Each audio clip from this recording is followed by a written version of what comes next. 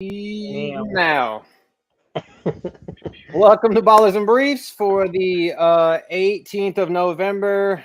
Getting ready to fly into Thanksgiving, week 11 outlook. Can't wait for them turkeys, man. At least we got one more podcast on Thanksgiving Eve, and then turn around the day after Black Friday. We got another one. So them Thanksgiving slate's gonna be lit because it's always like 3 games. Yep. Easier to win if you do some research and Wednesday, be a shark. Thursday has games. Thanksgiving. There's a Yep. Friday Black Friday game, and then there's the Sunday slate. So there's lots of action next Let me week. go ahead and deposit a couple stacks real quick. Yeah. Ain't got nothing but time, right? You got a little time on your hands.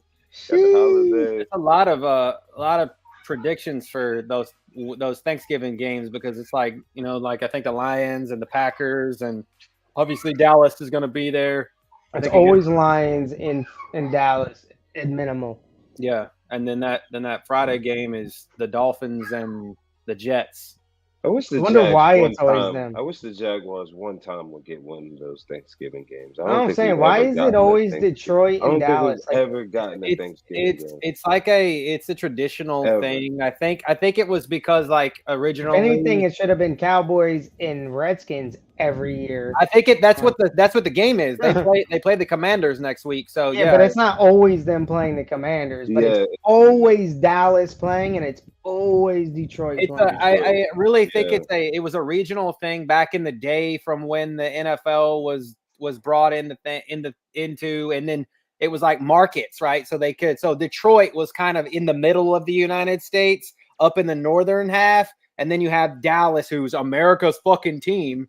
Obviously, no, they're not, but I guess they are. They're the most expensive sports franchise in the world. So yeah, the numbers don't lie. But yeah, so it's a regional thing. I really think that's the reason why, and it just became a traditional thing. When you vote, it should be like an off-season vote. Who people want to see? I wish they should. I think they should flex games into that. Like people vote, or that. Like who do people want to see play each other? And that would be dope. Let that be a Thanksgiving game. You guys saw that message I sent you guys that said in December the Jets. There's a Giants game that Monday night. It's not after Thanksgiving. Week after Thanksgiving.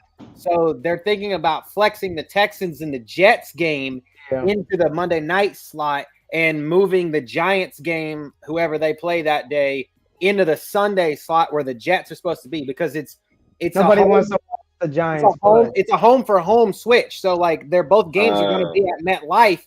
So nobody has to travel. Nobody has to travel any different. They're just playing, instead of Monday, they're playing on Sunday. So the Texans and the Jets are going to be a primetime game because everybody wants to see how CJ Stroud does against a Jets defense on a Monday night. So Stroud's been popping. That's been incredible, actually. I'm so stoked, dude. I'm so stoked. I'll be the first to say I didn't see that coming. I didn't. That. No, me neither. Not like this. I really didn't. I mean, no. Yeah, even when Herbert had his great rookie season, he had Keenan Allen, he had Mike Williams, he had surefire receivers and a really good running game with Austin Eckler. Whereas Stroud was doing this. No one going into the beginning of the season would have said, the receiving core is someone valuable with Nico Collins and Tank Dell, but they've turned into premier players for the league. Yeah, and everybody's grabbing them. I mean, they're nobody. Obviously, in both it's of our crazy. leagues, both in our leagues, they're not available on the waiver wire because your boy here snatched them up both. So, I think Pooba texted me last week and was like, "Would you stop grabbing Texans players off of the waiver wire?" And I'm like, "No, absolutely not." You got to work that system, man. If I could have a full lineup right now, the way the offense is playing, I would have a full lineup of Texans players. 4 of them in the Millie Maker that couple weeks ago. Yeah, right. So it's something to lineup. The optimal lineup in season long play. So it's I'm excited. The city's excited. I'm sure everybody's sad off of the Astros not making it to the World Series, and then now Texans are. I ain't never heard so many fair weather Texans fans as I've been hearing for the last 3 or 4 years. All the Texans fucking suck. They're terrible. Now all of a sudden, oh, go Texans, go Texans. H-Town you're about to see a lot of jerseys flying, hanging outside stores. H-Town till I die. And flags. Every city kind of has that a little bit though. When the Jags, towards last year, it was everywhere. Then all of a sudden, there was everyone wearing Jags gear. Whereas just a few weeks before, they were, trashing me out at the local gas station, telling me why do I have on Jaguars gear, and it was horrible. So yeah, I remember not able to get into a fucking ale house, all kinds of Jaguars fans in there watching every game, and then other seasons when they're not doing good, like right now, you can get into an ale house just fine, no wait, no, everybody's in there wearing a different jersey for a different state. It's crazy. Jaguars fans don't exist. What you think? When they're doing bad. There's you would think here it would be primarily Dallas Cowboys and Texans fans, but Phil, there's a lot of New Orleans Saints fans here. Oh baby, who dat? Because of you got to think. So like a lot of people that are transplants into Houston are New Orleans natives because they've been here since Katrina in 2005. So their parents, they were young little kids as Saints fans, and the Saints were garbage in 2005 because that was pre-Drew Brees arriving. And then everybody moved to Texas, and Drew Brees comes to New Orleans, and they win the Super Bowl, right? So there's a lot of Saints fans here. So it's really in this region of Southeast Texas. It's Saints. It's Texans, Cowboys, and then Saints is probably the third team. But yeah, I mean, there's a lot of Saints fans here, just like there's a lot of LSU Tiger fans here too, because we're so close to Baton Rouge. So it's kind of it's a mixing pot of teams here. So, but yeah, I guess with that being said, let's you want to hop into the first game, Phil? Dive into the slate. The Cowboys at the Panthers. Dog shit Cowboys. Yeah, facts. And dog shit Panthers. Marcus. Take us off with any. Go ahead. With the fact that at least Dak has had enough games in his career and sort of over his years where he's thrown those 5+ touchdown games, whereas I haven't seen that yet from Trev. What's up, Chandler? 3 years. So from that standpoint, I can't trash them out too bad, man. They've been on a little run, so I ain't even gonna knock the Cowboys in the nation. If they won the Super Bowl 4 years straight, I would still say I hate them. So I just don't like the Cowboys. I can't. I grew up in Washington, D.C. It's Commanders, Redskins nation out there. Can't fuck with the Cowboys. Chandler said he's leaving because you called the Panthers dog shit. I'm a Saints fan, man. And one of our good friends that did our music for us is a Panthers fan, so we have to rub that shit all over him a little bit just because he outs me every time the Panthers do something. Yeah, it's mediocre at best on Facebook. I get outed, so I don't hate them as much as I hate the Cowboys, though. So I'm Cowboys. I can't stand. Like my most hate team, man. I used to hate the Patriots really bad, but the Cowboys are just like, it's just terrible. That team in what we call South Oklahoma up there, nah, man, that's just like that's terrible, dude. Like, I mean, what Brad, kind of what we were talking about. Phil and I talked about it on Wednesday about how you just said Dak throwing those touchdown passes. We don't. I mean, almost 400 yards, over 400 yards, a rushing touchdown, and 4 passing touchdowns in a game. Don't see that repeating itself. We looked at the schedule for Dallas going forward, and Dallas there's some good defenses. I mean, the Panthers defense is not, to Chandler's point here, saying dog shit. Like, they're not a dog shit passing defense. I don't see that. I see this is going to be like a CeeDee Lamb game, but I don't see a Brandon Cooks popping again. I don't see 3 Dallas Cowboys like in the Millie Maker, Dak Prescott, CeeDee Lamb, and Brandon Cooks in the Millie Maker. This actually might be that Pollard game I've been calling for a while. Panthers are bad against the run. No, I'm done locking Pollard. I can't lock Pollard no more. I was like 2 straight times, dude. But this should be your Pollard game here against the Panthers' run defense. And like you said, they're pretty good against the pass. So no CeeDee Lamb ceiling game, no Dak ceiling game. Maybe a Pollard ceiling game, but I'm not locking it, man. What's the over under on this one? 42. It's kind of meh. It's kind of mid. It's mid, as the kids say.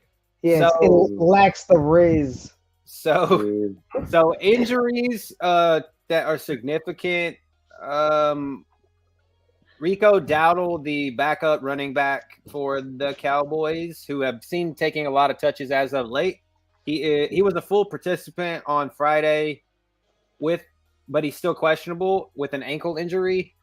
Everybody else, Tyron Smith did not practice on Friday, but he has no tag, so it could have just been a veteran off day. They will have Jalen Tolbert and Kevontae Turpin back. Panthers, holy shit, there's a long list. 2 corners, so CJ Henderson and JC Horn, the 2 starting corners, are out. Hayden Hurst is out with a concussion, so no tight end. So this could be that Tommy Tremble. If you're looking for someone to pull as a tight end. They're not big on their tight end anyways, though. Yes, yeah. No, they went away after the first game, basically. Laviska Shenault is questionable with an ankle, not that he's really that big of a factor. And there are 2 backup tight ends not named Tommy Tremble. So Steven Sullivan and Ian Thomas are both questionable also. So there was quite a few people that were in full practice, but I would say your biggest takeaway from this is no Hayden Hurst, which in this game, I wouldn't see Hayden Hurst with them only projected like not even 16 points against Dallas's defense. I was going to say, is the Dallas defense pretty high tomorrow as far as on the daily fantasy? Because just based off the injury report, it seems most expensive. Okay, that's what I was going to. Okay, just based off of the recent struggles with, Bryce Young. But I still like Thielen tomorrow still. I mean, they got to throw it to somebody.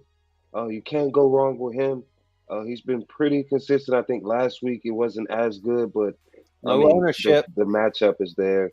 Ownership is and low. Again, they got to throw it to somebody tomorrow. So that's the option. Dallas defense, that's an option.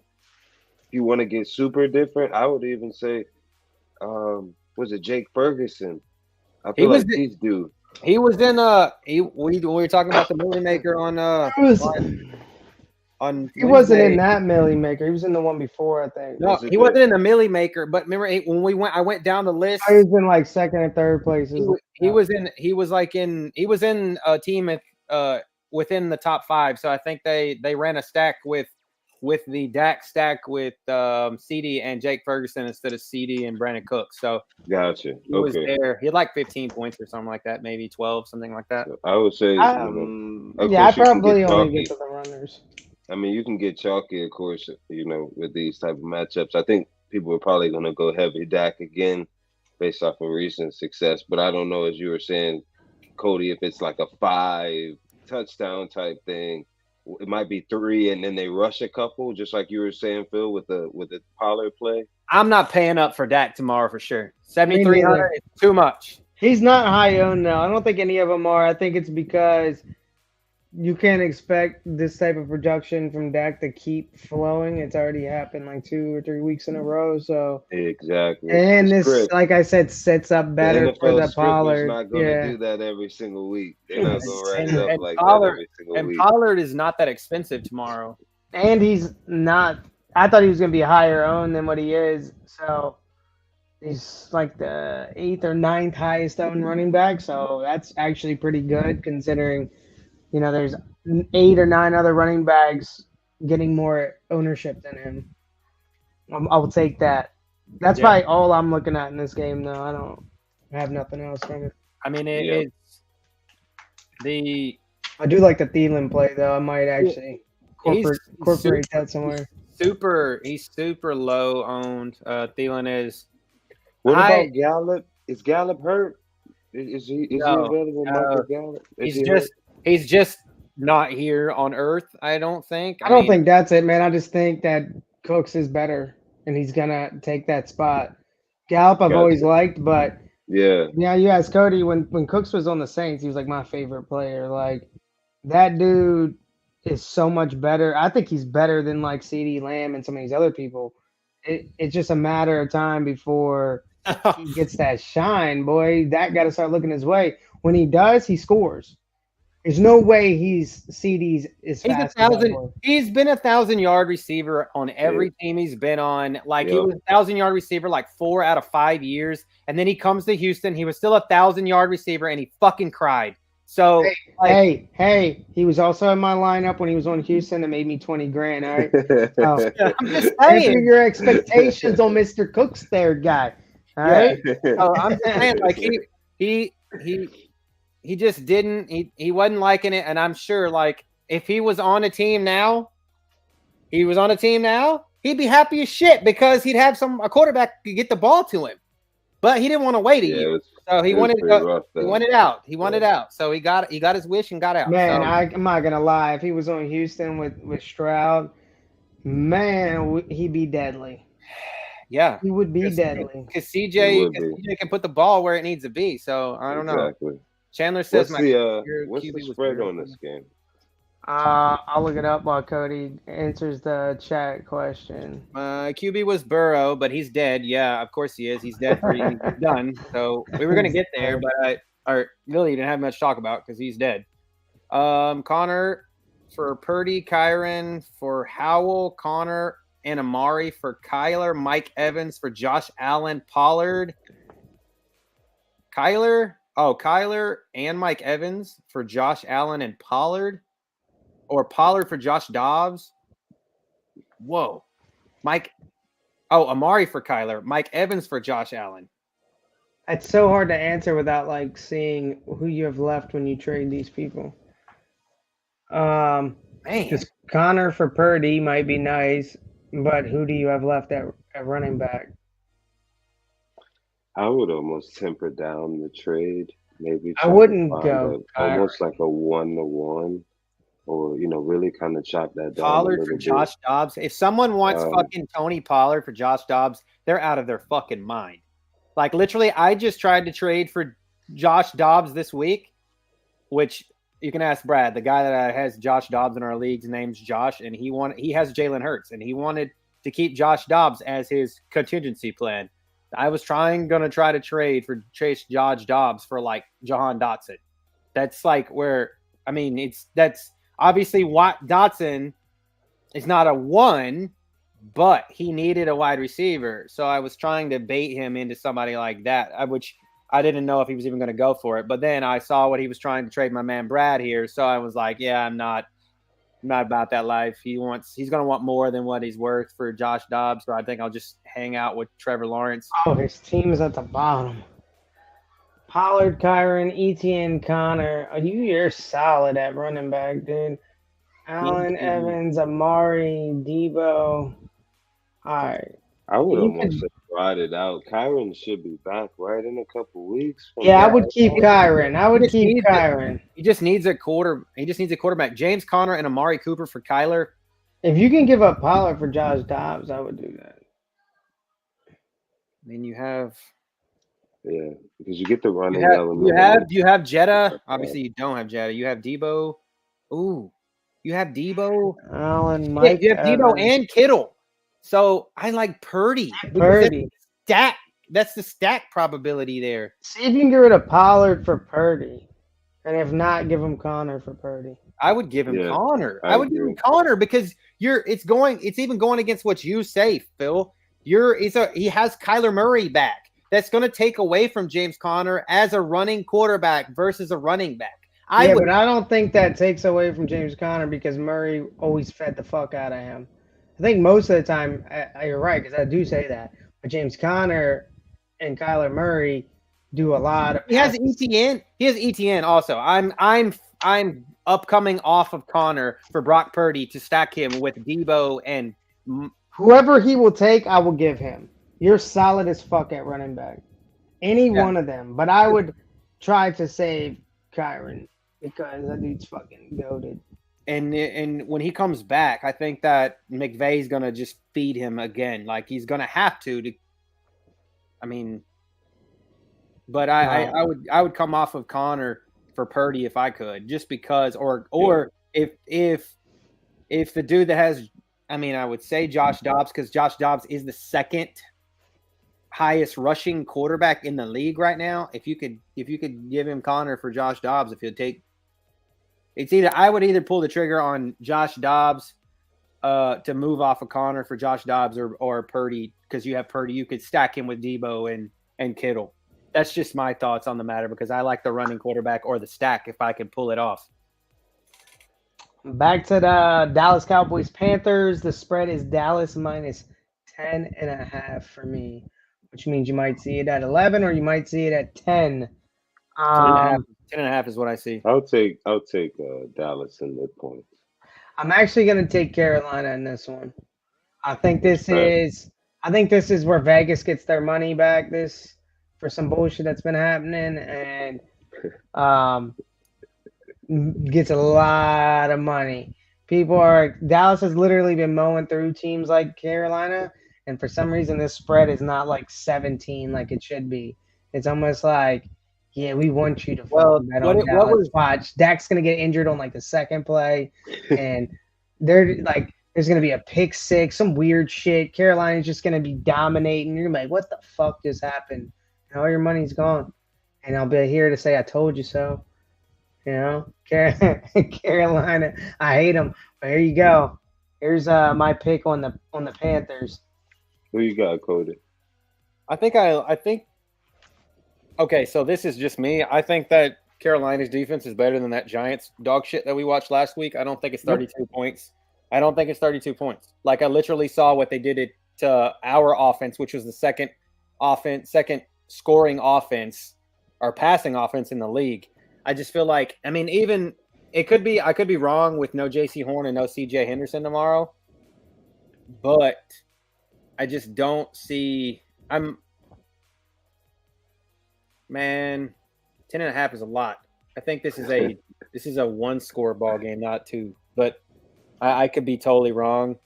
You going with Carolina? I think I like Carolina just because it's in Carolina. It's during the day. It's not a game of the week. It's just nobody's gonna watch it unless you're a Dallas or Carolina fan. 4:25 game of the week kickoff on Fox. No. All right, next game.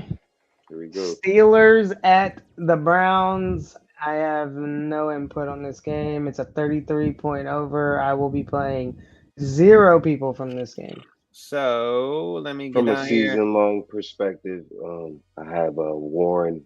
When I think that's going to be still a solid matchup, because I doubt they're going to be able to run the ball. So I'm hoping for some dump offs. But besides that, from that perspective, I just don't really like too many. I was kind of eyeing up maybe Amari Cooper in this matchup.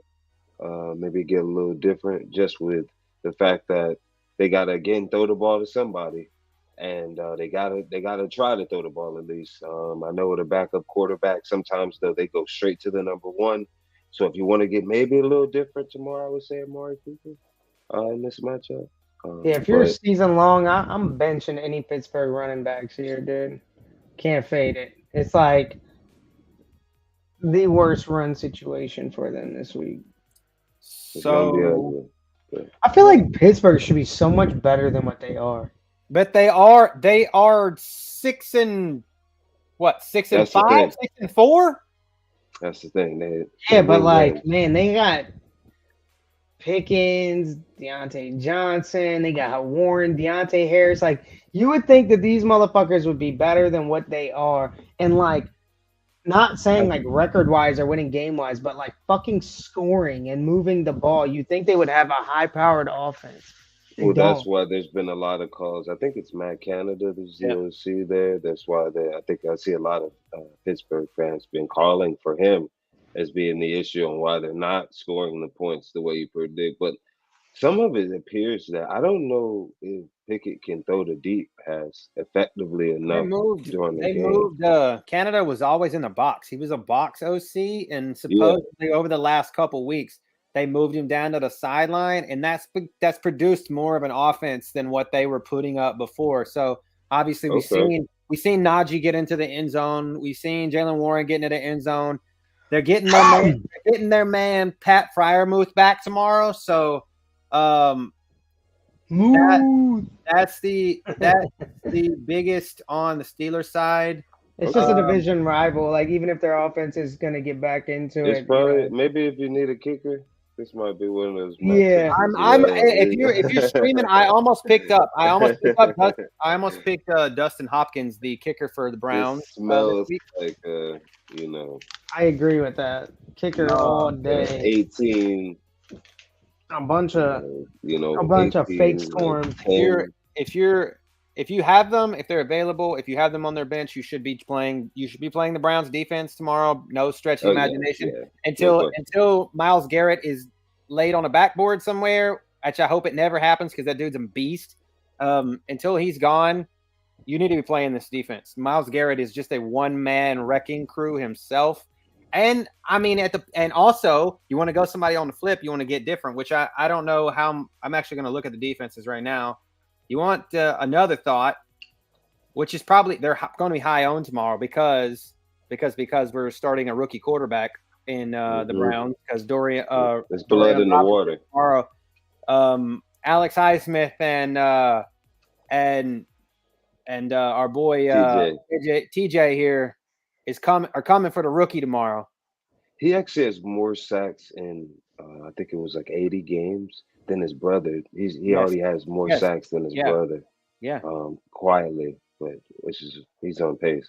That defense, the Browns defense. I mean, if I'm playing someone tomorrow, it's Browns defense, which it's crazy to me that the Steelers defense is 8% and the Browns defense is 3% owned, which I don't care how good Kenny Pickett is. I'm still trotting out the Browns defense tomorrow, but Steelers defense looks good against a unproven rookie quarterback, which they're not even sure they even want because they brought in Joe Flacco to try out old man Joe, who theoretically could be starting next week. So, I mean, this is defense for me tomorrow. That's all I'm doing. I have to start Ford because I have him in season long, but that's about for DFS. I'm not about this game at all. Spread is Cleveland favored by 2.5. I'm going to take Cleveland. I'm going to go Pittsburgh here. I think Kenny figures it out somehow, some way. It's going to be ugly, but I just don't know if Cleveland can pull it out with the backup quarterback. I think it could go either way. The little field goal kick. I'm just going to take that. I think it's in Cleveland. I think I'm going to take the at-home team. Gotcha. Yeah, it is. I mean, in week two was when – that was week 2? Was that when they lost Nick Chubb? Was that week 2? Yes, because Fitzpatrick hit him. The Nick Chubb game? It would have been the Steelers. Nick Chubb game. So I could see that they're going to have to run the ball tomorrow, which I could come back and eat my words now I think about it. This could be a Kareem Hunt, Jerome Ford game on that side. The Mari Coopers of the world might be a distant thought tomorrow. So, yeah, the only way to attack that defense is running it if you've got a rookie quarterback. So, but I think the Browns win tomorrow. Even with a rookie quarterback, I think the Browns win tomorrow. But I don't like the spread though. I think I'm taking Pittsburgh with the points. I think this is a 3-point ball game, actually it's a 3-point ball game, isn't it? It's 2.5. I'm about to say. Oh yeah, my fault. I like the Browns straight up then. Yeah, I said it wrong. Next game, Chicago at Detroit. Highest over/under on the slate. Definitely like this game for DFS purposes. Okay. What are the injuries? Significant on the Bears side of the ball. Justin Fields was a full go in practice, so we will see Justin Fields tomorrow. They did activate Khalil Herbert off of injured reserve, so we are probably going to see Khalil Herbert tomorrow, maybe. And Dante Foreman is questionable with an ankle injury, so I would full fade him tomorrow because we're getting Khalil Herbert back, and Roschon Johnson is not on the list. So I don't think they're going to be running much, anyways. Detroit's going to be scoring this fucking ball, and Chicago's going to have to be following that. Can't be running the ball. Yeah, so I think Herbert and Roschon are better pass catchers than Foreman is. Foreman's a run first, and then now they got Justin Fields back, so I think that's the most important on that side. And then on the Lions side, they're getting their center back. He was full practice. Khalif Raymond was full practice, and they do have a guard, Jonah Jackson, who is out. So there's one of their inside linemen that could be out. And then they're getting Donovan Peoples-Jones, who could be active tomorrow, which could throw a monkey wrench into anybody not named Amon-Ra. So I don't know. Yeah, that's who I like tomorrow a lot, is Amon-Ra.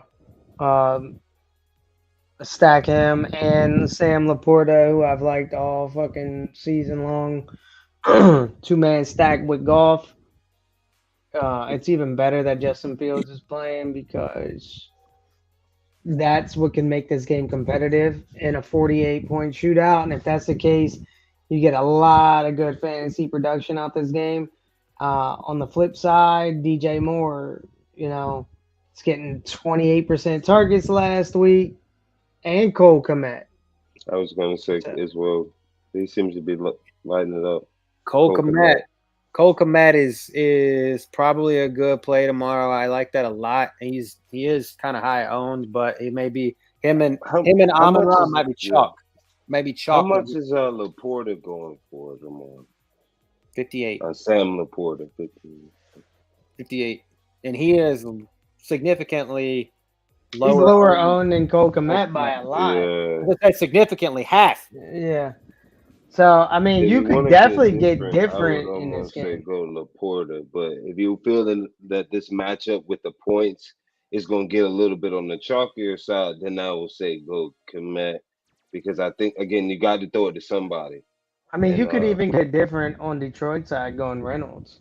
Don't forget that Josh Reynolds was half the price of Amon-Ra St. Brown. I think he still is, and he was getting more points than Amon-Ra every game in like the first 3 weeks or something like that. So I mean, I like DJ, even though DJ Moore is he's 5,600, so he's cheaper than Sam Laporta.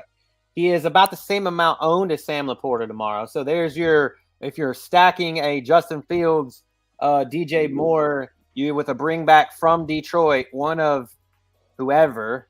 Could even just stack with Fields. I don't dislike that either. I don't dislike after we've seen it now. The shit that gets different on the Millie Maker, 2 tight end. Your bringbacks could be 2 tight ends. You could run Laporta and Kmet tomorrow.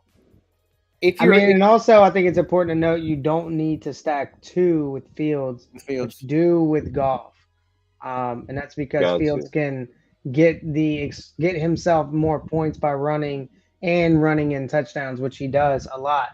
So you could stack Fields with DJ Moore and bring it back with 2 from Detroit, even though you're not bringing Goff in. You could bring it back with Laporta and Amon-Ra, or Laporta and Reynolds.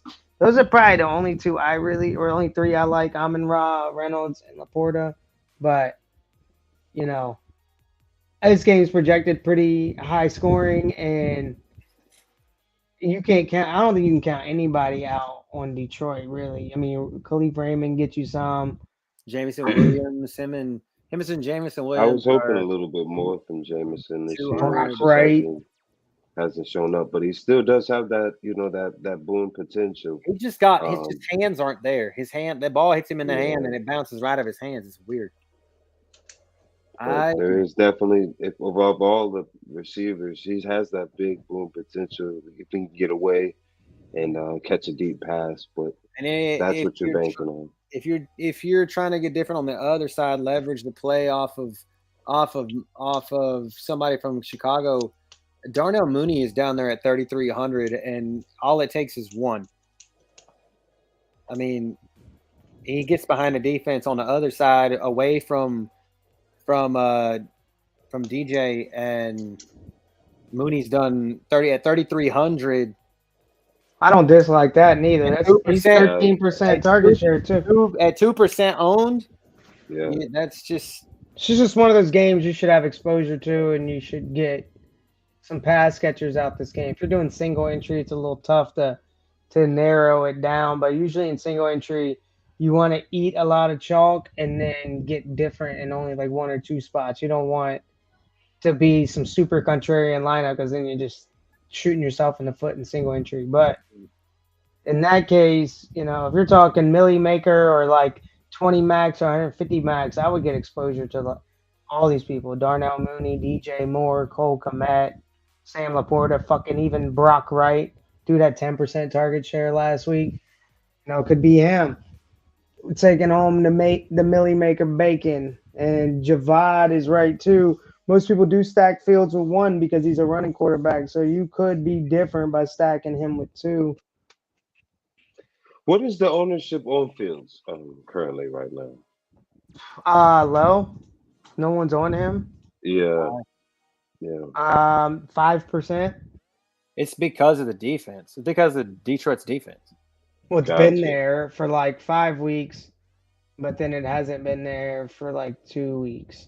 So it's safe to say, I think I said it last week or the week before, Detroit's defense, or Detroit, is starting to look like the Detroit we always see.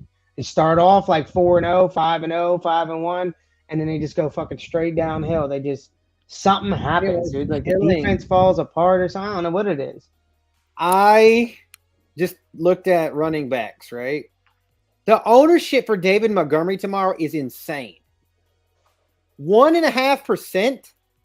I don't care how many touches Jahmyr Gibbs is getting.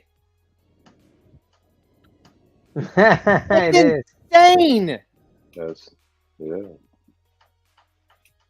That's insane. That's just like I don't know if Chicago's the team you want to. And if the game does kind of get, you're gonna have. I just thought about this. They got Montez running the ball. They got Montez Sweat now. He comes off the edge, and the only way to neutralize an edge player is to run the ball against it. That's what you do. You run the ball. And now, so I don't know if maybe Monty is going to be like, oh, yeah, I know those defensive sets. I know those fronts. I mean, it's not the same. It's actually the same because what's his name? Eberflus was there last year, right? So, yeah, so I just feel like that if that ownership stays true to Monty tomorrow, I think I'm jumping on some Monty tomorrow. What's the spread?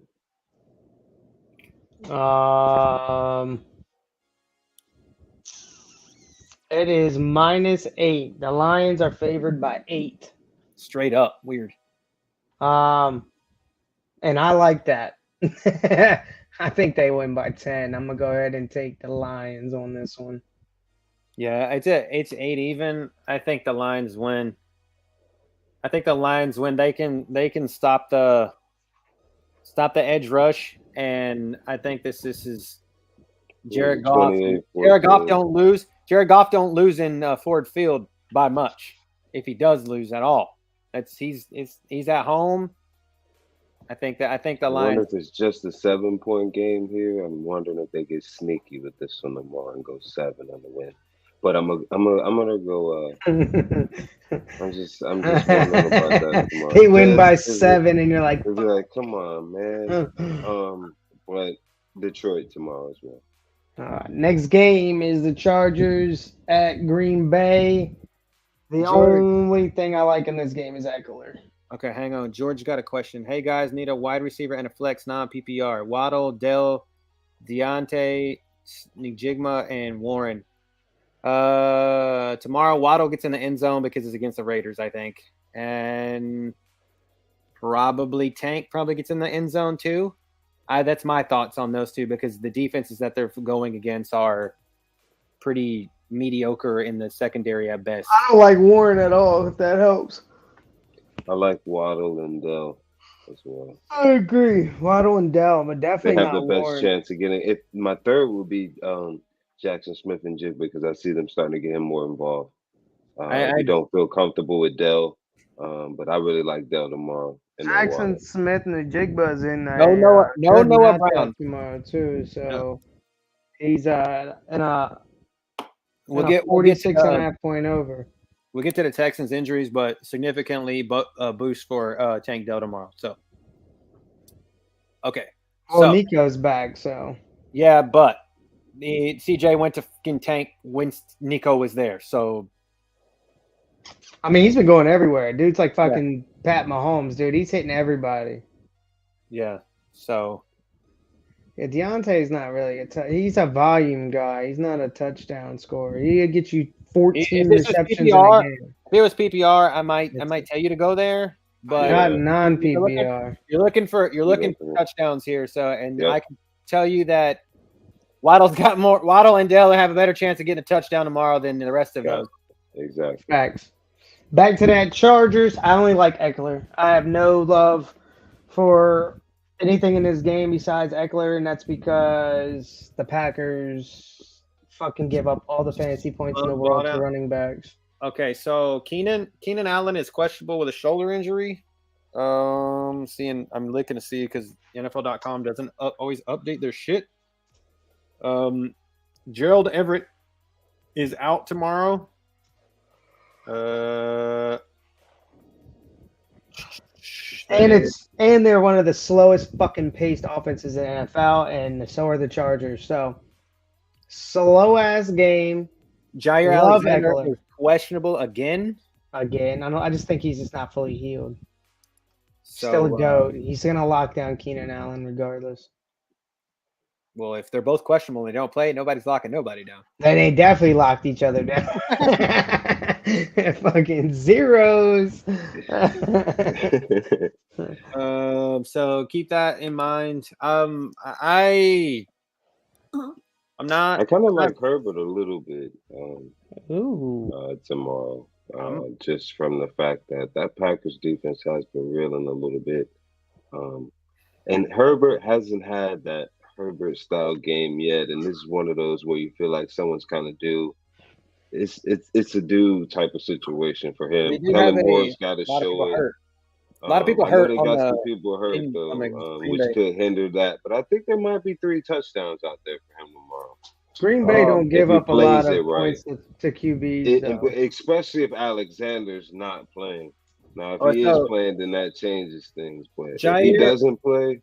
Jair is questionable. Rudy Ford, the safety, is doubtful. Rashawn Gary, the linebacker, is questionable. Quay Walker, the other linebacker, is questionable. So you got to beat up defense here. So talking about defense, you want a waiver wire pickup? My waiver wire pickup of the week is the damn Chargers defense. The Chargers defense. You need a defense streamer. You need somebody. I'm streaming the Chargers defense this week. I know it's been kind of like, what the fuck what are you telling me that for? Because last week against Detroit, a team that scored 41, they allowed 41 points against Detroit, okay? Which they looked like shit, but the week before against the Jets and the week before against the Bears, they looked like a top-tier defense, okay? They're not allowing 41 points to this god-awful Green Bay. There's no way. I think Bosa gets his head back in the game, and I think what's his name? Staley. He's a defensive guy. He's gonna have to start playing for his job because there's already been rumors that Bill Belichick might be moving to LA to become the Chargers coach. So Staley's got to start playing for his job. I'm streaming the Chargers this week against Jordan Love. And Love his tendency to throw a pick. He just got it in it. And they're not the offensive line is not the greatest. So I think this sets up for Mac and Joey Bosa to get to the quarterback or at least throw some force some arid throws and Jordan Love just doesn't pick apart this secondary like Jared Goff did. So Chargers are favored by 3 in this one too. Chargers by 3, so they see it being close. Okay. They see it being close and mid-scoring, 44 point over. I don't see it going that high. I see like 35. Well. I'm gonna take Chargers though because Green Bay is just terrible. Yeah, I'm just not trusting Love anymore. At first, I was on him, but it's kind of starting to fall. I mean, the Luke Musgrave love is not there tomorrow. He's only like 2% owned. I mean, just thinking of people like if you're scraping the bottom of the barrel, I mean, you're looking for low owned money, and you're stuck in the Green Bay Packers Chargers game. I'm only looking at Musgrave, maybe a Donald Parham boomer bust tight end. Christian Watson tomorrow, is he playing? He was limited in practice on Friday, and I've been reading that Jordan Love hasn't lost confidence in Christian Watson. If the shit is out there, the shit is out there, right? I have not. Phil always said that Christian Watson was the number one, and I kept telling him it's Romeo Doubs. And even though the depth chart said it was Christian Watson, I just don't think it's Christian Watson. He may have all the talent in the world. He's just not the guy that the Green Bay Packers need. It's just not. So that's the only two people I'm touching at the bottom of the barrel for that game tomorrow if I have to. It's Parham. I don't dislike Musgrave play. I'm definitely not touching Dubes or Watson, any of them. But Musgrave's probably a decent play. Yeah. All right. Next game. Chargers. I'm taking Chargers for sure tomorrow. 3 points. Chargers. Arizona at Houston. Let's go. 48 point over. All the love from DFS in this one.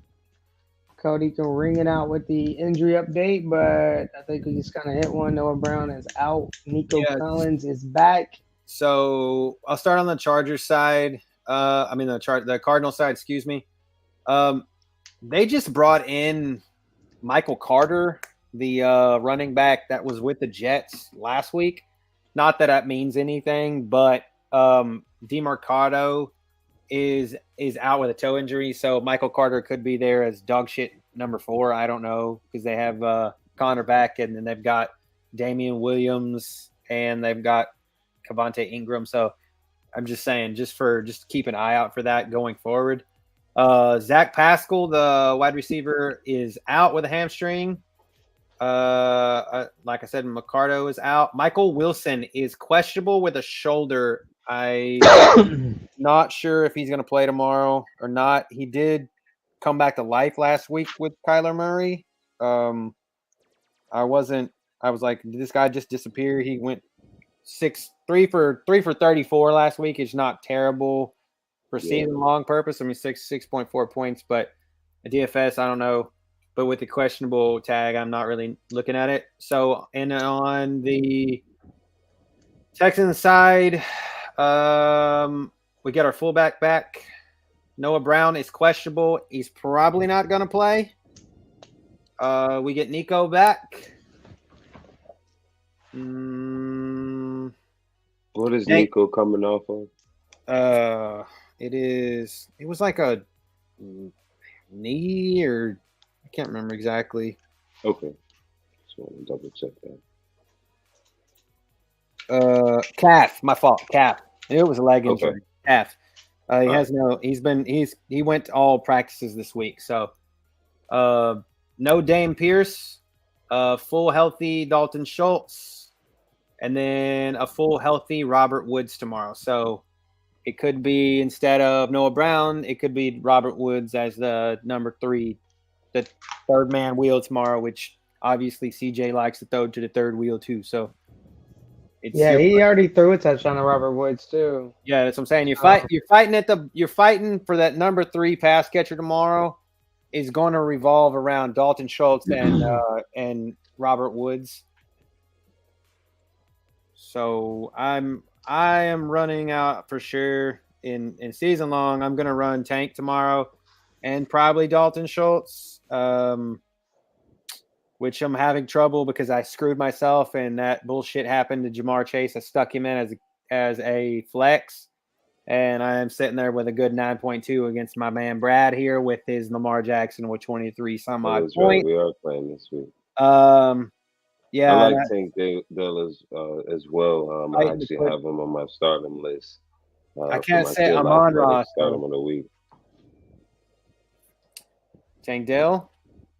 I got Tank Dell, definitely. I like him a lot this week. He's actually had 3+ games this week where he's gone over 20+ points from a fantasy perspective. And again, when you kind of look at the numbers, you're kind of shocked by that a little bit because no one hasn't really kind of discussed or highlighted that point. In the last 3 weeks, he's had over 8+ targets. 2 games, he's had over 10+ targets in the last 3 weeks. So you can really see that he's developing that chemistry with Tank Dell. As the reports have already shown, that you have a good deal of a receiver out and then a receiver coming back from a calf injury. So that sounds like with Tank Dell being the most sort of the healthiest member on the receiving core, again, I should see that production continuing to create more points production from a fantasy perspective. So and I believe with this type of Arizona matchup, you should, again, see the ball kind of be thrown around there. That offensive run game still hasn't got on track. And I'm just really feeling that C.J. Stroud love and trying to jump in on that bandwagon a little bit and what I can. So, again, starting off the Kill Athletics this week, stardom of the week, we're going to rock it with Tank Dell versus that Arizona defense where there isn't really that, the high-level cornerback also on the other side. So that opens up more opportunities. CJ is what, the second highest owned quarterback tomorrow, Phil? Yes, he is. Still, it's not high though. Yeah, it's only 9%. It's 9%, so it's not high. It's just, he's also got a good fantasy point per dollar. It's a home game tomorrow for us, and we're rocking a new set of uniforms tomorrow. I'm so stoked. What color? Oh, we're going red helmets, solid blue jersey, the Color Rush blue jerseys, and pants, and red shoes. So it's red, blue with red stripes down the sides, and red shoes and socks. So this is a game I really like tomorrow. It's just tough to choose who you're gonna go to. I like Trey McBride on the other side. I like James Conner. I like Hollywood Brown. McBride at 20% owned. Yeah, that's tough. I probably don't get there with him being the highest owned in GPP, but I definitely get there. Cash, you got to feel comfortable with that. GPP susceptible to the tight end. Yeah, GPP is tough, dude. I just don't. Not in GPP. Same with the running back situation, dude. Devin Singletary coming in at the highest owned running back, and I'm like, this dude ain't done shit in his past 30 games except for the last one, and that was pretty much. And he's he's literally double owned the second guy that's the second highest owned. Like, no, sir, I'm not. He's full-fledged number one with no Dame Pierce to take any totes away from him, and they don't feel. The offensive coordinator doesn't feel like Mike Boone or Umbunwale is going to. I mean, hell, Umbunwale, we had him kicking field goals 2 weeks ago because Kaimi Fairburn was hurt. So, I mean, that's how we feel about that guy, right? So he was making them now too. Yeah. But you got to go with low ownership in this game. I'll tell you that now. If you go where all the ownership's at, it's not going to do you any good. Trey McBride, he was high on last week and was in the Millie Maker. So I mean, but that was because he wasn't. I don't think he was even 40,000, 4,400 last week. He's pretty a little bit more expensive this week, but I think it's because we're seeing him develop with Kyler, kind of what we saw with Zach Ertz when Zach Ertz came over from Philadelphia. So we know Kyler Murray does like to throw the ball to the tight end. So I feel like outside of Hollywood Brown, Trey McBride's the only person that Kyler Murray's going to really throw the ball to. Michael Wilson, but he's a little banged up. So yeah, that was the only thing. I like something that's important to note from this game is Tank Dell is by far the highest owned wide receiver on the slate. Trey McBride is by far the highest owned tight end on the slate. But the number one wide receiver on Houston is at 3% ownership. It's because people don't want to touch him coming back from an injury. But the report is he's a full go. Yes. He's not limited. He's not snap shared. He is practiced. He's ready to fucking go. That's Nico Collins, dude. There's no way he's sub 3% owned. Even Robert Woods is like 7% owned, is above him. So I'm going to go with the dude, Nico Collins, because of the ownership. And I think that's what you need to do in games like this where there's going to be a lot of focus. It's the highest over-under on the slate. It's tied for the highest over-under on the slate with the Detroit game. But, Stroud's been fucking insane the last few weeks. So he's going to pull a lot of ownership. And then everyone's going to tank Dell. I mean, it's no question. Go to Nico Collins and take home the millie. Collins, obviously, the Arizona defense they yielded the third most yards per target, around 9.4. So that's 9.5 yards. So that's one target. So that's 1.9, right? Let's just say, or 1.95. So almost 2 points. 2 points a catch, roughly. And then your 12th most touchdowns, 9 to opposing wide receivers. So then that's 10. So this is going to be a pass-catching game. I just feel like that we're going to get off that Devin Singletary is a hell of a good play in cash, but I don't know I think it blows up in your face in GPP tomorrow, just for the simple fact of the matter is that's just not – I don't think we go to Singletary like that. You don't. He had one great game. I think it was last week. Other than that, I'm scared to play him. I'm even scared to play him in cash. I don't like when multiple players are the highest owned from one team, and it just I don't ever see it work out. I mean, it doesn't mean it can't. I just never seen for example, when I'm doing this all these years and I'm making cash lines based on the highest owned quarterback, the highest owned players. Rondale Moore. They're all the same team. It never pans out. It's never works that way. It's always another team in another game where there's the big payouts. And I just think about that. That Rondale Moore play is probably not bad, even though he's 11% owned tomorrow, just because we've seen Rondale Moore is kind of a gimmick guy, and there's no Zach Pascal tomorrow. So I don't know. Higher owned than Michael Wilson. Yeah, right.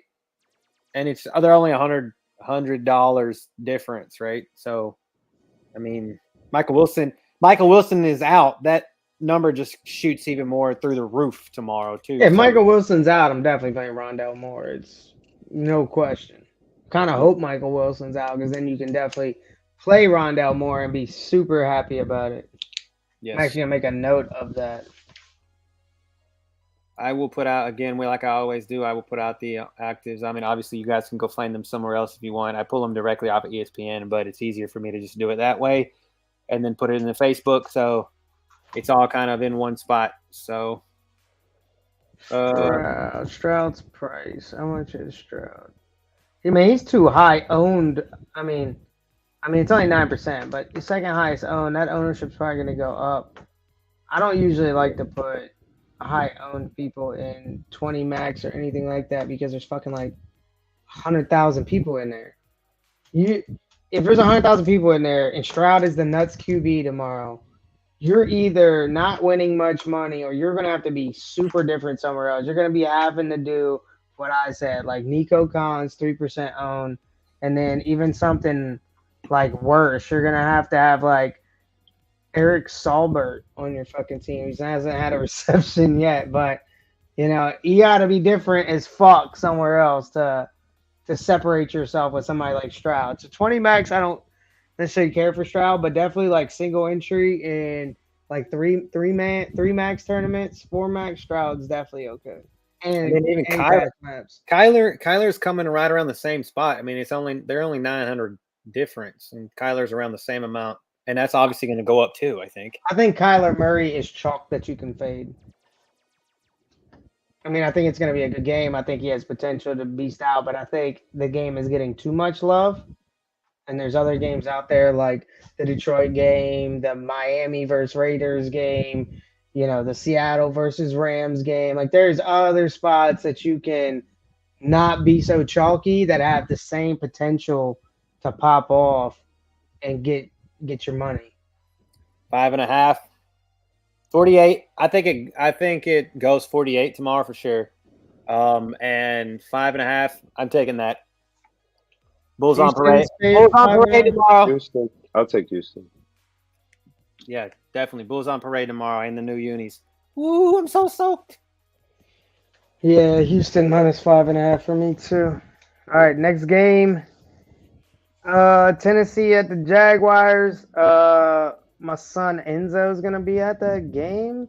As I mentioned on Wednesday. Wednesday we did a thing. Yo, the school's taking him, like taking all these kids to the game. I think they're trying to tell Cody, I think they're trying to like build some momentum back up at these stadiums because they just been straight downhill. And I'm sorry to say that, Brad, but it's a good thing. You can get tickets cheap again. So yeah, go to more games. But I'm going to have nobody from this game. And I can't do it. I was going to say maybe ETN.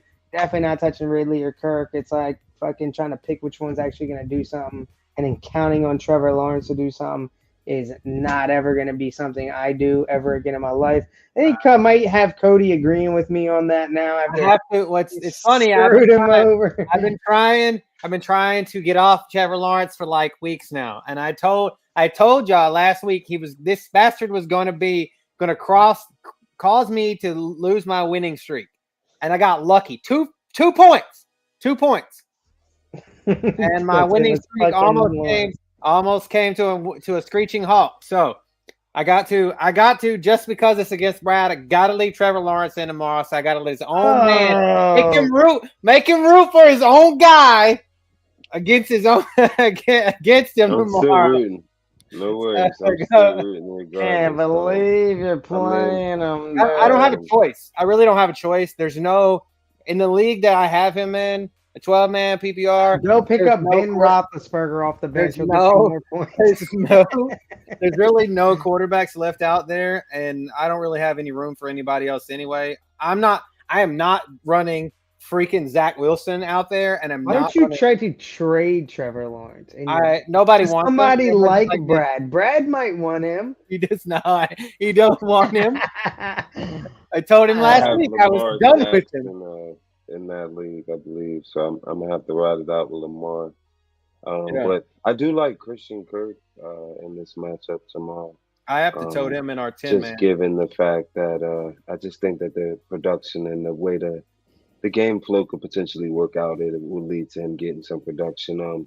I wouldn't want to give the listeners a Ridley play because the production just hasn't been there at all as what we were expecting. Also, I do like Ingram. Here as well. I think they want to try to get him back going again. As far as for getting him more productive in the game plan. And of course, you can't go wrong. I think if you want to get chalky in this matchup and roll out Derrick Henry just because of the history, you can't go wrong there. We were seeing like 200-yard game against the Jacksons. He's not even chalky, dude. He's due for a game. And this matchup kind of lends to that. 4% owned, bro. He's not even close to chalky. So Derrick Henry can probably be a solid ass play tomorrow. He might actually be worth it if he's only 4% owned. Because the Jaguars defense, just history wise, has just not been well against Henry. And so from that perspective, I would say Devon A-Chain coming off of an injury, off of injured reserve, it's $300 more expensive than Derrick Henry tomorrow. So that tells you how the world feels about him. Yeah. Oh, you mean to tell me my man Derrick Henry is cheap? 6,300. That's cheap for Derrick Henry. He's usually 85, 89, 92. Woo! So if you want to even, I dare to say, get different with going out Derrick Henry because I just think that he's a great player. But, I understand with the way the season plays. But to get different tomorrow, Dylan and remember, he's coming home. He talks shit about his Ravens. He's kind of a Jacksonville guy. He's from Yulee. So, again, he likes to do it up when the family comes into town. So, watch out for Derek tomorrow. But I still think my Jags, though, overall, in this matchup. I wouldn't say again play a lot of players from a daily fantasy perspective, but I do see T-Law pulling it out at home. I think he gets the W against the Titans tomorrow. No Treylon for the Titans. No Andre Dillard, their tackle. And for Brad's Jags, only significant injuries are no Jamal Agnew, and Zay is still questionable with a knee injury, and obviously whatever he got in trouble for, right? Will Levy? Yeah, he had an off the field this week. So I doubt he's going to play this week. Levis is number one, yes. Is he still? All right. How's he done? I'm going to check. Yeah, well, they did just bring back Ryan Tannehill, who's not been existent, and they just said, oh, we're going to make him the number 2 again. And I'm like, okay, so that really speaks volumes. Oh, yeah, he's done fucking horrible. 9 fantasy points against Pittsburgh, 7 fantasy points against Tampa Bay. He went 6 for 20 against Tampa Bay. He completed 6 passes? Yeah. Dylan says, few start. Man, put me in. 1 start, 1 flex. Hollywood, McBride. 1 running back, flex. Connor, A-Chain, Waddle. Start 1 QB. Stroud, Fields, Connor, Ford. Okay. So number 1 question, start 1 flex. Hollywood or Trey McBride? Hollywood, right? I'm going to go McBride. Or McBride. McBride. Okay. Start 1 running back and 1 flex. Connor, A-Chain, Waddle. I think you start Waddle tomorrow. Is Mostert out? No. But I still think you start Waddle tomorrow because I still think that it's against the Raiders. I'll go Waddle and A-Chain. Oh, Connor. I guess I'm just not. I got to see more from Connor. Fucking Connor, baby. I feel comfortable. PPR in a high-scoring game, and I told you earlier Murray likes to fucking dump off them. If Mostert was out, I would have said A-Chain. But for me, it's between Connor and A-Chain, not Waddle. So I'm going Connor. And then he's starting because you got to start 1 as a running back and 1 as a flex. So, or obviously your flex is going to have to be. You could do Connor and Waddle, or A-Chain and Waddle. So you got to have Waddle in there as your flex. And then you pick your poison on the running back for sure. Start 1 quarterback. Stroud or Fields? Stroud. 1 running back. Connor. Ford, Singletary. And then I think you have to rock Waddle as a flex for sure there too. And then I'm starting Ford tomorrow and I'm fading Singletary. That's me because I don't have a choice. But I'm starting Ford. I mean, I've seen where lots of people like Singletary tomorrow. I just don't. I just can't trust him. Yeah, I just don't. Yeah. And Stroud, Ford, Waddle. Stroud, Ford, Waddle. Murray back, so you're hoping they do work tomorrow, but it was back last week. They ain't do nothing fucking. They ain't do shit. So they won the ball game though. So I don't care who wins. I want to see who makes me money. I want to win. So if the Saints ain't playing, I don't give a shit who's winning. Just give me money. The Ravens do contend without Andrews. I mean, I think they do. I feel like it's plug and play at this point with this offense. If you were like me, a Georgia fan, you've seen this tight end. As long as they can catch the ball, that we're going to scheme them up. I'm just going to scheme them up. You scheme a tight end open in that offense, and then I think likely is he catches the ball, so he's fine. I think you're okay. So. Ravens flock. Birds of a feather all fly together. Yeah. What game were we talking about? Oh, we're talking about Tennessee and Jags. So it's the spread on Tennessee and the Jags. It's 6.5. Jaguars at home favorites. I'm going to go with Tennessee on this one. I got to roll with Brad's Jags on this. I just think we know where Brad's going.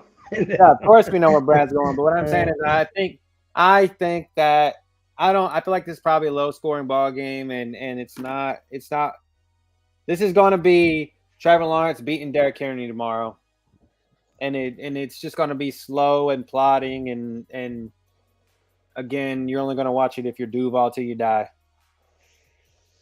I think with the struggles of Levis tomorrow, so fucking terrible. I see at least a pick or two out there for Levis. Because of that, it could lend to a game script where Lawrence has a more productive game than he's had the last couple games.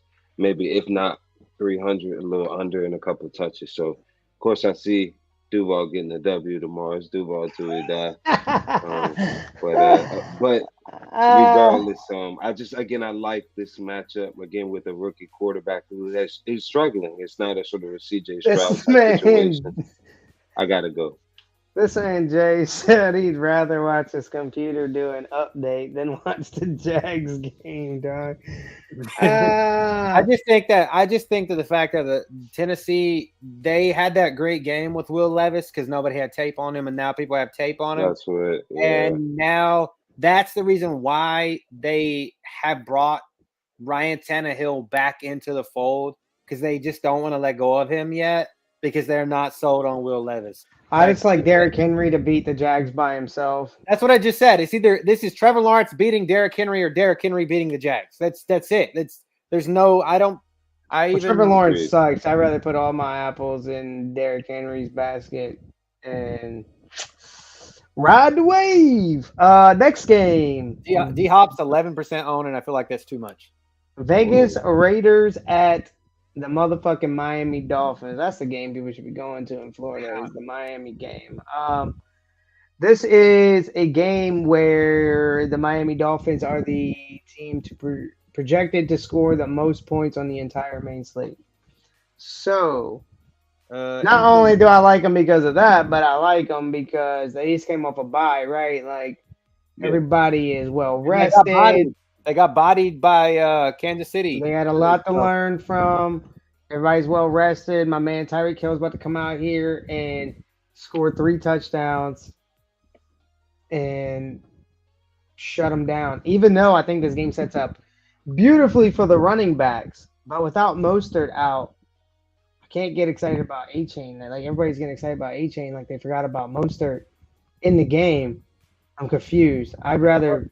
They did it together. I mean, they did it together against the Broncos. That's the reason why. That's why everybody's on that.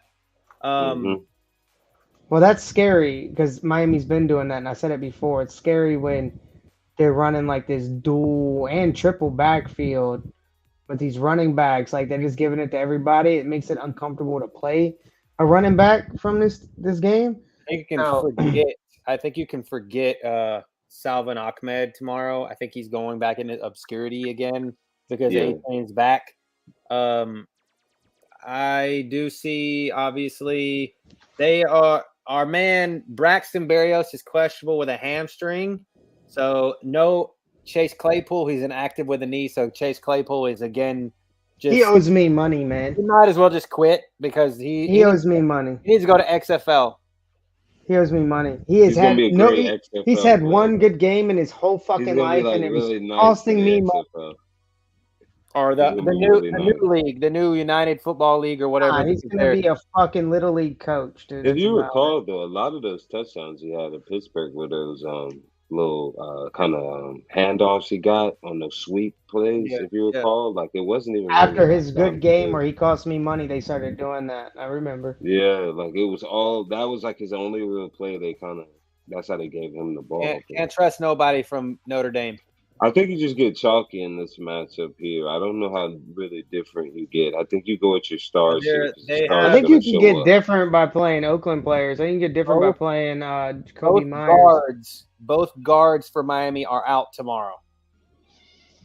And that might affect the run game Jacoby and the pass game. Is 1% owned in this game. Just know that. Jacoby Myers, you said? Yeah. 1% owned. Devontae Adams is 2% owned. It's because of the rookie quarterback. That's why. Yeah, but if you want to get different in this game, I think it's Oakland side. I think you can eat the chalk by, bringing back a Tyreek Hill or something like that. But you think Tyreek hits value tomorrow at 9,300? It's tough. He has like twice or 3 times this year at that price. It's so hard to say. I just Even as don't a think Tyreek owner, I think the way he doesn't hit value is because of the running backs, and it's yeah. a run game. So When they get close, a lot of times it's not that 7-yard pass; it's the run or just the dump off to the running back and they run it in, which hurts his production a little bit. Also, if this game gets out of hand, they may go away from him.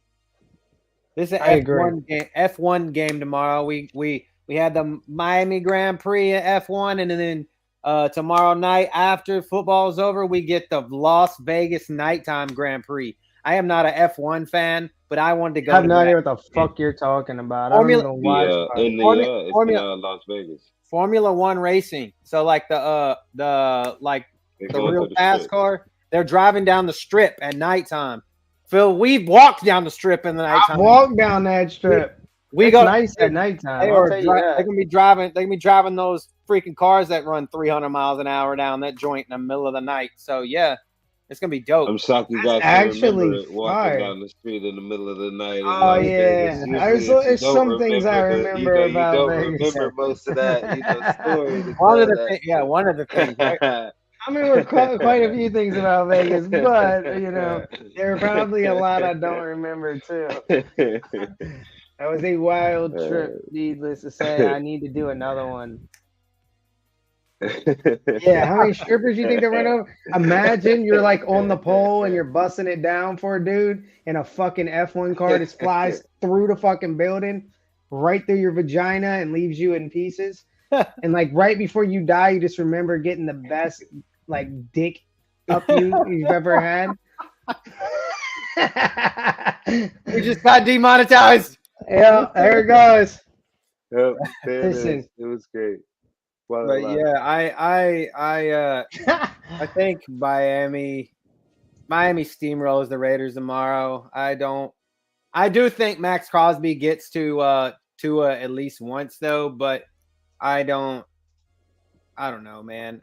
What's the spread? 14. Damn, 13.5. I see. I knew it. I got to go with the Dolphins. It's high, but man, I think they're gonna get different on that other pick from a couple. Where it's at 8 difference. That's where they'll get their money back. We'll go for it. I'll take Miami. I just don't see how the Raiders like stop them from scoring. Like I can see how Miami stops Vegas from scoring easily. Yep. I can't see how Vegas stops them from scoring, like forces them to punt on any drive. Like, and Miami has 2 great cornerbacks now. No one's really talking about it, but with Jalen Ramsey on that other side, man, things are going to get real tough for these offenses playing Miami. They're fully healthy. Watch out, man, with Ramsey and then Howard on the other side. I don't think I've seen a quarterback duo like that since the Seahawks days. So, I mean, they got a really good defense, actually. So I like that. I could see it be a 2-touchdown game. I could see it being a runaway really quick because I don't know if O'Connell is going to be able to pull them out of the tunnel once he gets there. And Antonio Pierce, God bless him, he's done what he's done with that shitty organization so far. And but the Roosters are gonna come. He win this game. They're giving him Coach of the Year. They definitely. He getting signed. He beats the Dolphins tomorrow. You getting signed the next day. I tell you. He beats the Dolphins tomorrow. I'm losing a lot of money because I'm betting a lot of money on the Dolphins tomorrow. So 46 points. I think it reaches that. I mean, again, the Dolphins start 3 full PPR. Derrick Henry, Rashad White. Oh, right. Look at it coming in today. Blurpy. I like that name, Blurpy. All right, what up, Blurpy? Give us a like, share, and subscribe, please, sir. I am going with Derrick Henry and Rashad White. Start 3. Oh, he wants 3. Oh shit! I'm taking all 3 of the running backs. Yeah, and Singletary. There you go. I'm gonna go Henry, White, actually, and Wilson. I just don't like Singletary until I see it. I need to see one more week. I agree. 1 week is just not enough. It's just not enough for me. And whereas Wilson, should get targets. We'll see what happens. Oh well, we'll you are see starting. What Zach Wilson does. You are starting what the defense, White and the 49ers defense. So that's you might be all right sometimes. Negligent. It's all right to play players against defenses. Don't ever let that deter you. Still all work that out. Shit literally wins people millions of dollars on DraftKings. I know you're talking about some season long, but playing players against opposing defense different. wins The difference, though, the difference is I'm going to tell you this. The difference is they're committed, and I don't care. This is saying about I'm in locked in. Baker is not afraid of nobody. I can see Trevor Lawrence deathly afraid of that fucking defense. He was deathly afraid of them, and he was getting the shit knocked out of him. Baker Mayfield is going to go in there like a little chihuahua trying to bite a 10-foot tall fucking alien. He is not afraid, and he's going to dump the ball down to Rachaad White because they're going to just, that's the way they're going to have to do it. And again, like I've been saying all night, the only way to attack two great ends is to run the ball. And Rachaad White's all that they got. Yeah. That's all they got. Agreed. And you can't run Mike Evans and Godwin can't run the routes that they run because Fred Warner is there and Ward is there. Those dudes are just great linebackers and safeties that can cover the wide receivers. I've never seen in my life. You could think of somebody, either one of you two can think of somebody that's a fucking linebacker like Fred Warner that's running routes, covering wide receivers in the deep third of the field like Fred Warner does. That shit's ridiculous. I can't think of anybody that did it. Bobby Wagner comes to mind now. This is years ago. Yeah, definitely not in this. But I can't. Maybe. He's one of those type of players that could kind of get deep. Of course, shout out to my guy Luke Kuechly. Before the, I'm getting deep in the book. Head injuries. But Luke Kuechly for the Carolina Panthers did that really well. But yeah, I agree with what you're saying. Glazing. There's not a lot of linebackers. Brian says Brian Wheeler did it. Yeah. Yeah, Brian Wheeler definitely did it, dude. Cody's glazing over here.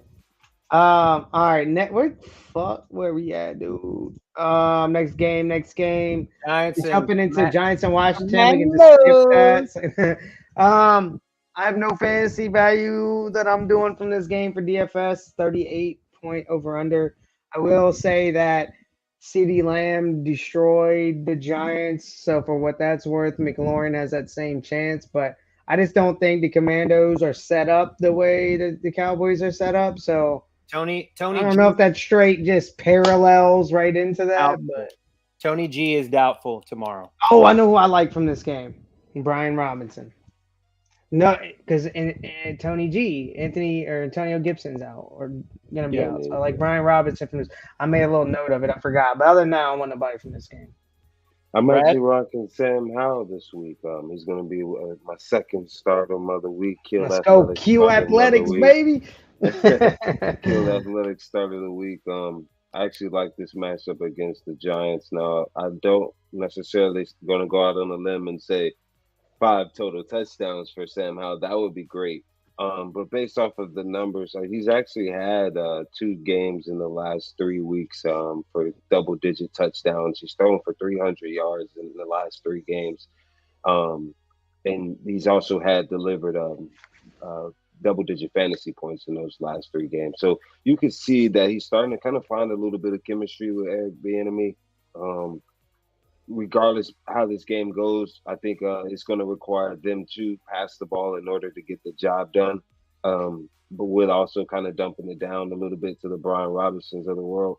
I like the matchup also with Scary Terry against that Giants defense. No more Leonard Williams there, so of course that adds to some less of the pass rush. I know they got Kayvon Thibodeau, but just again, given the fact that Giants defense is reeling, and again, I want to go to sort of a quarterback that's kind of a little bit lower tiered. If you're looking for a quarterback out there type thing, I wouldn't necessarily say it's going to break the slate. But again, if you're looking for more of a solid tier quarterback, it's going to get you probably. I'm looking at positively about between 19 and 21 points tomorrow from fantasy production. So again, if you need about that, that's the type of a quarterback I'm looking for. You could possibly grab him easily as well off any waiver wires. He should probably be available as well. They're out there. So again, rocking the Sam Howell, the enemy. Please make me look good tomorrow, and hook up Howell with a couple pass touchdowns for your boy. Chalky defense tomorrow. Commanders defense. Yep. Is it? Yes. Highest owned. Oh, it is. I mean, I see that. I know, Jay. He did 32 points one game, but he also, during the last time he played the Giants, had his second worst game of the season. That's what people keep forgetting. This is a division rivalry. It usually means something. So they are Kayvon Thibodeau was a full practice on Friday, but is still listed as questionable. Bobby Okereke, the linebacker, it was limited in practice on Friday, is questionable. But I think that this might be a chalk. This might be a chalk defense that you have to eat tomorrow. I mean, for cash, if you're not running the Commanders defense, why not run anybody? Just leave it open, because that's just against Tommy DeVito. This is not Danny Dimes. This is not Tyrod Taylor. This is Tommy DeVito, who still lives at home with his mom. Literally does live at home with his mom. So yeah, I saw that. That was actually funny. She make some lunches and stuff. I was like, damn, this ain't me. Right? I don't live at home with mom, but when I did, So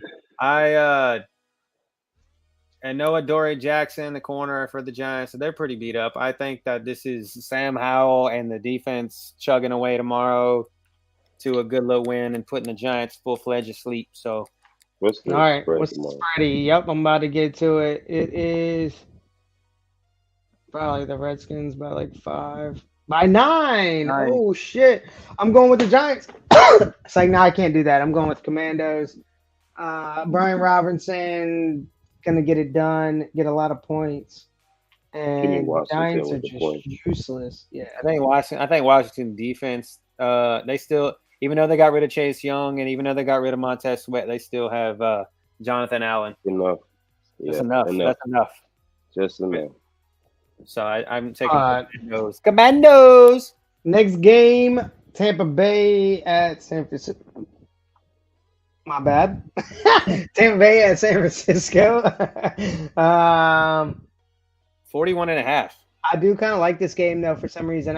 The over-under is low, so I'm not going too crazy with it. But for some reason, like the Tampa Bay games have been just getting a little out of hand. There's been some scoring going on against them. And in San Francisco. White, right? They were Rashad White chain. I mean, 2 weeks in a row in the Millie Maker. Bust it down. I like CMC in this, and I haven't liked CMC all year because his price just never eats his value.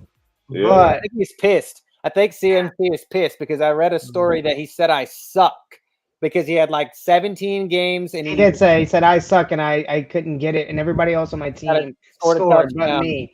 And, so he's pissed. And he wanted that record, man. And he didn't get that record because he didn't get that touchdown. And they even left him in the game so he could get a touchdown. He didn't do it. I think that this is San Francisco all the way, especially, I always say it, team traveling from one time zone to another time zone, from one coast to the other coast, basically. I do like CMC and a little bit of Ayuk. Mike Evans did not practice on Friday, but he does not have a designation, so I'm assuming it's just a veteran off day. Resting his meat. They did. Devin White is questionable, the linebacker, and Ryan Neal, the safety, is out with a thumb injury. So on 49ers side, Trent Williams is a full go, and that's pretty much the rest of the people are just here for the party. So 26, almost 27 point projection for San Francisco. That's high. So definitely get some fantasy production to all their players. I just like CMC and Ayuk. But you can get I'm Purdy, feeling just the Kittle, chalk. You're Samuel. more Yeah, chalk style players here again. It's correct. feeling like a chalkier matchup. Not necessarily trying to get so different. Almost get the points out of this one. Go different somewhere else. Get chalky Again, here. I think it's insane that 49ers defense is only less than 4% owned here. Even get chalky with Kittle. It's feeling like a Kittle game. I'm not sure how much he's going for on the He's price. not even chalk. He's not even chalk. He's Yeah. less than 4% owned. This feels he kind of got back right last week against the Jags. I see them going back to that well again. Watch out for him tomorrow. Where are you betting Watch at? out for him. Yo, I think we can bet now in Florida. I got a fucking email from the Hard Rock talking about I can place bets. I Did said, they change the say law? no more, man. Well, I know they passed it, but then they got held up because the Seminole people appealed it, saying that they own the monopoly here in Florida and you can't just open it for like DraftKings, FanDuel, Bodog, all these places that come in and allow sports betting, that it needs to be just You can use the app. And I think they just ruled recently that it is legal in the favor of Seminole, like it's just them. You can only use the Hard Rock app. Yeah, you download the Hard Rock app and you can bet through them. Yeah, you can't. So only through the Hard Rock app? I think so, yeah. Okay. I'm about to lose my house. If y'all see me on the corner asking for money, don't fucking drive past me. Go ahead and say, hey, man, that's Phil. Let me get him some Chick-fil-A. I'm going to be out there waving the sign. We'll do anything for food. I was go get Mama Panda. I'll go buy her some olives and some some olive salad and put it next to me on the curb. I'll be happy. But I might bet let people know as they're driving by. Olive salad if you place me a $10 bet on the Saints. What's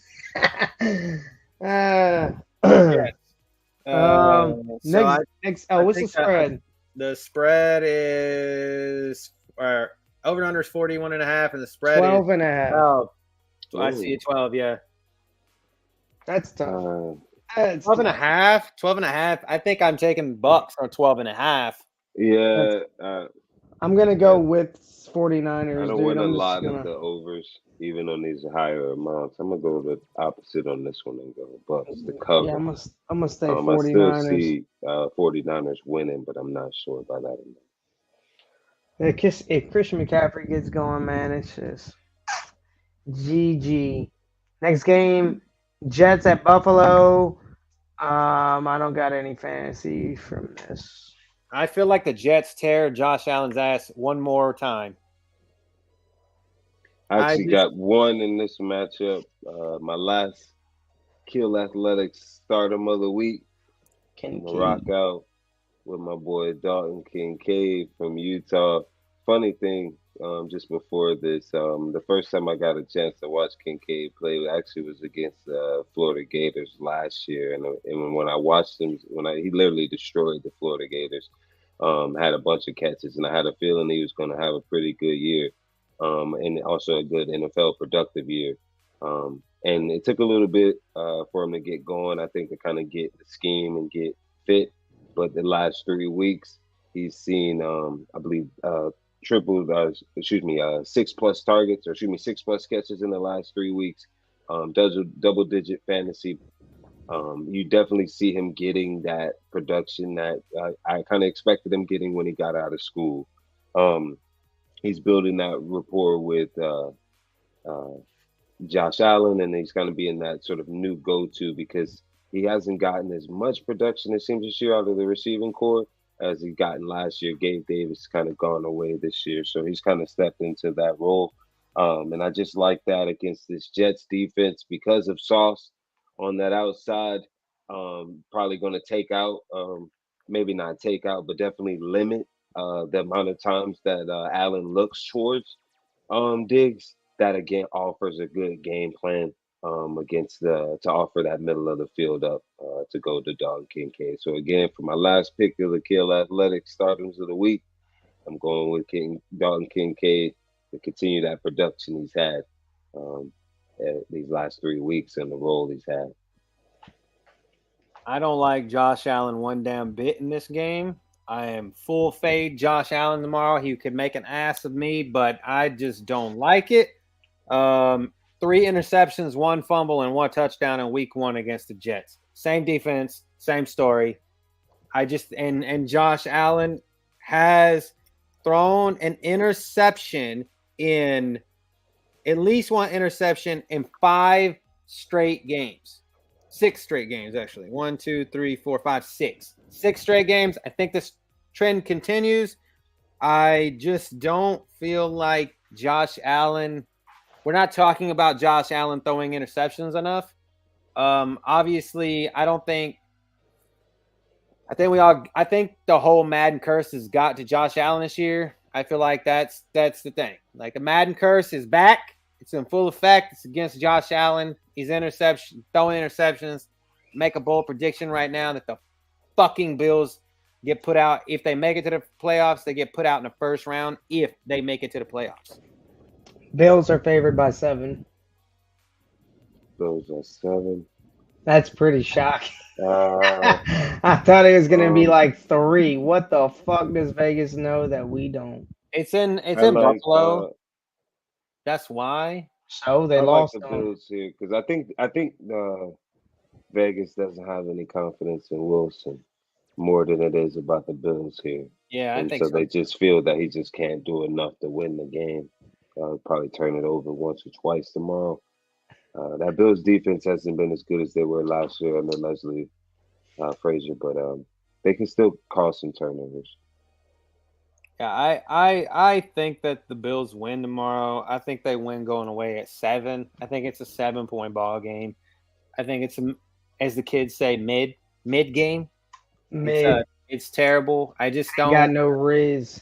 I don't like it at all. I do think that Breece Hall is probably extremely over-owned tomorrow because they just have to get the ball going somewhere. And their the Buffalo defense has been not that good against the run.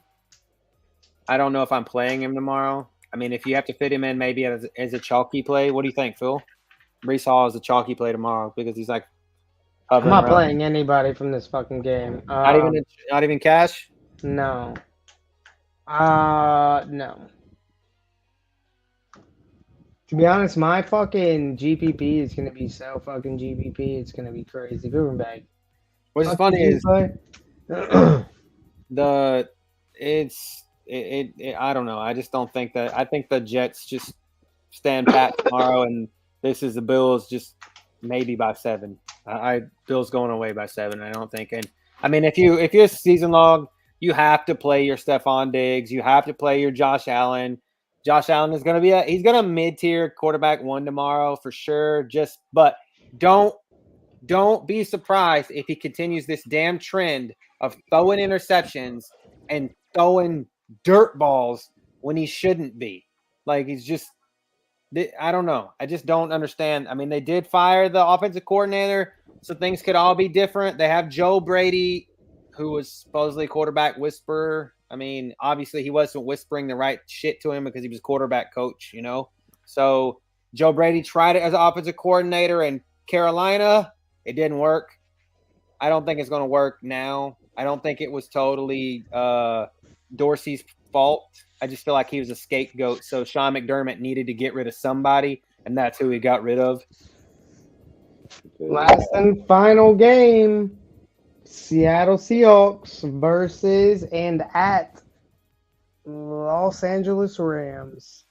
Second highest point total? Third, because there's 2 at 48. But yeah. Oh yeah. Seattle has been mid lately. I faded Geno last week when he was chalky, and I did it very well. Called that. But oh man, Cooper Kupp should eat in this game. This is one of those Cooper Kupp type games. So, yeah, you got to like some fantasy value here. Maybe even some Tyler Lockett or Jackson Smith-Njigba. I don't know. I do kind of see. Here we go with action. Tyler Lockett is questionable with a hammy. He did not practice on Friday. Oh, that makes me like Metcalf then. Go right off like into Metcalf. Jackson Smith and Jigba again. And he's been trending, the man, and he's had a touchdown, I think, in 3 of the last 4 weeks. So watch out for him. He's due for kind of sort of that, 6 for 128 in a touchdown type game too. Woo! So I like him as far as for getting different, but I'm feeling more chalky here. Your staples, your go-tos, the people you're gonna play season long. Those are the ones. I was talking up Charbonnet last week. I'm still on that train again as far as for get different. I just like that. I know that I think he's like banged up likes or that something, beast right? mode. Or is he not? Is he hurt? If so, then I would go away Charbonnet? from it. But I was just I could thinking be from a wrong, get but different. I thought he was thing. hurt. He is not on the injury list. Okay. I thought Just he was again in banged this up, matchup maybe not. against the Rams, they do in these divisional matchups like to get a little bloody, a little muddy, get a little more run game going.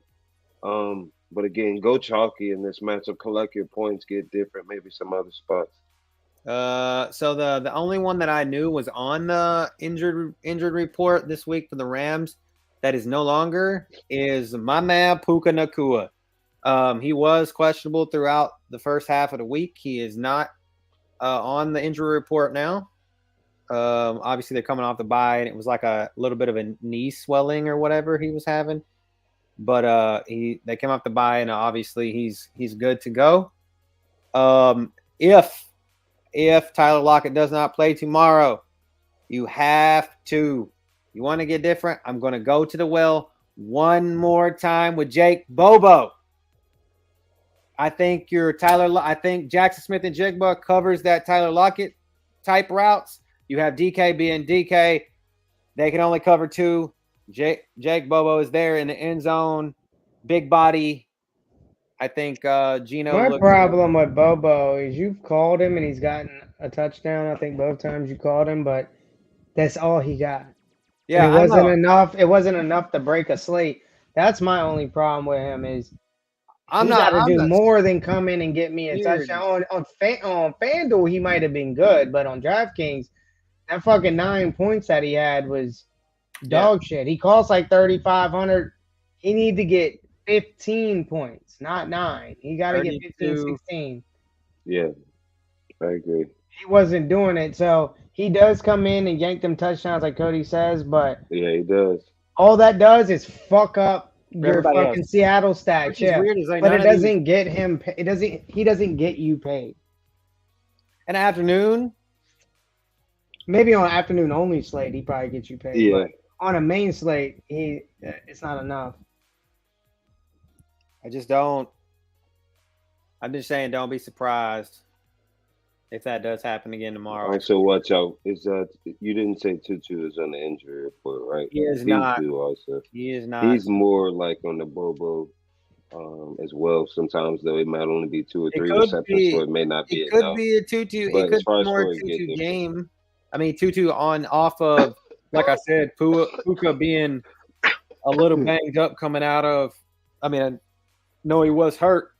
Maybe he's off the injury report, but it could be they try to work him back in a little bit. It could be Tutu coming off. I don't know. I mean, he's 3,900 tomorrow. But no significant injuries whatsoever. I mean, do note that this is an afternoon game, so this is usually where your no-name people get the points, or at least a couple of them from each game. So if, it could be your Charbonnet, could be Tutu Atwell. Yeah. Charbonnet, I was looking at. Could be Noah Fant. Like, people aren't on those type of people like that. The tight ends are always in the afternoon, or ones that I mean, Charbonnet, his projection is pretty good for tomorrow, and his ownership is way down. I mean, he's 15 points for he's only 4,600. I mean, that's not terribly one way or the other, but when you're 1% ownership, you guys like Raheem Mostert is 1% owned. I think I'm rocking with Raheem Mostert over Zach Charbonnet. So I agree. Yeah. That's crazy. Yeah, RB1 on a solid matchup is 1% owned because of A-Chain, dude. That's he's only 2% owned. So it's like, yeah, they're seeing duel there. What were you saying, Brad? What? What's the spread? 4. No, 2 even. Wait. I have minus 1.5. All right. So yeah, we're at 1.5, 2 points.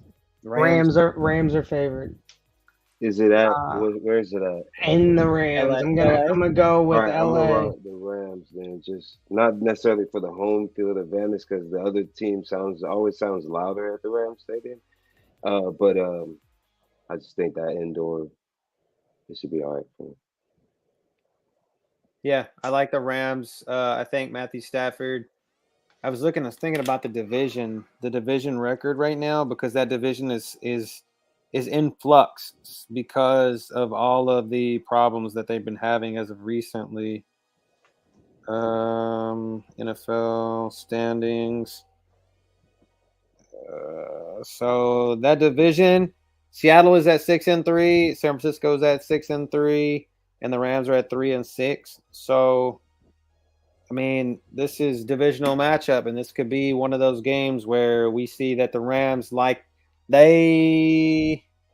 2-1. The Rams are 2-1 against the division right now. So this is one of those games where I think the Rams Rams love to spoil everybody's party in that division, and I think the Rams spoil the party for the Seahawks tomorrow. They usually play Seahawks tough.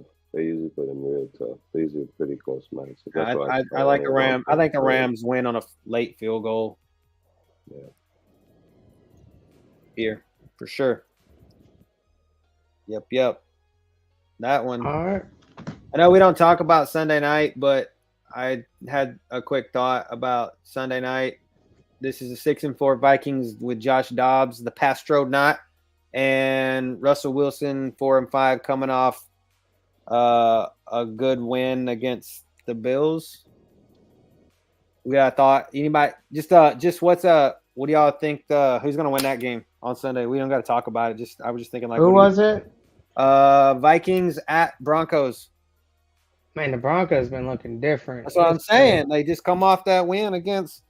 It's crazy, dude. That Sean Payton's taking over. I'm gonna go Russ. Ugly. It's gonna be ugly. Denver -3. I'm gonna go Russ here. I'm trusting Russ over Dobbs. But I need Dobbs to throw the ball to Addison tomorrow for season long. But I like Russ here getting a W. I think they keep that train going. Maybe Peyton got it figured out now. Took a couple games, but he got the league figured back out again. They can it's Broncos -3. Russ seems to shine the brightest on primetime games. He's just one of those guys that always seems to do that. He either throws it's either a dud or an outstanding showing. I think that the Broncos win tomorrow too. So that was just a thought. I was just wondering because it's something we don't talk about, and it's actually a halfway ass interesting Sunday night game. Yeah, well, it still looks like there's a couple people sticking with us real quick. If you guys got more questions, let us know. I know maybe one of them is probably Jay. I know that Chandler said he was sticking around. I don't know. I know B-Rye is maybe still here with us. I don't know. So if you guys are still here and you want to drop us questions or anything like that, I will put the Facebook in the chat really quick so that everybody has that. You got any questions, just send them through. Send them through. We also post the injury updates tomorrow before the games. And I have a couple times on occasion let you know if I was full fading somebody prior to the game starting. Yeah, we try to make sure that if there's anybody that's just super important. I mean, I don't know if guys like to if people like to play FanDuel and stuff like that, because I know we talk mainly about DraftKings, but I've been playing FanDuel quite a bit lately and getting here and there in the middle. So you got to get real chalky in those matchups for sure. But I did just drop the Facebook group in the chat. So, but it doesn't look like we got any questions. So if you guys want, let us know, and we will catch you guys on Wednesday going into Thanksgiving. So with that being said, thanks for hanging out. Peace. Peace out. Best of luck. Everybody. Let us know how you do. Money. Let us know how you do. We want to know. All right.